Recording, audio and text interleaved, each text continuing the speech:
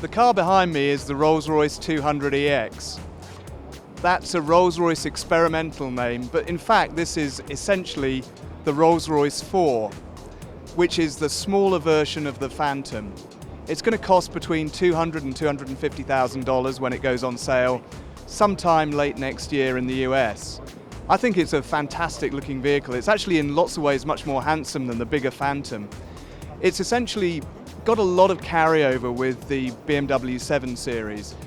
The V12 engine, for instance, is supposedly a Rolls-Royce engine, but we're going to see it in the 7 Series again when that car gets the V12 engine.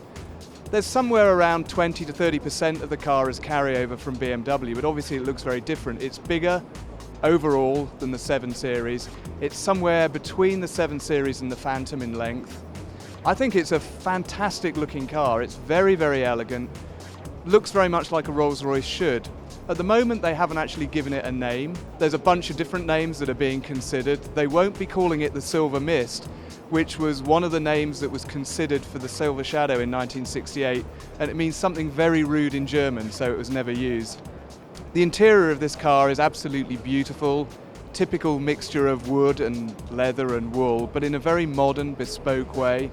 It even has in the back a handbag holder for her ladyship, so it's got something for everything. I think it's a very, very nicely executed vehicle. Some things won't be carried over into production necessarily.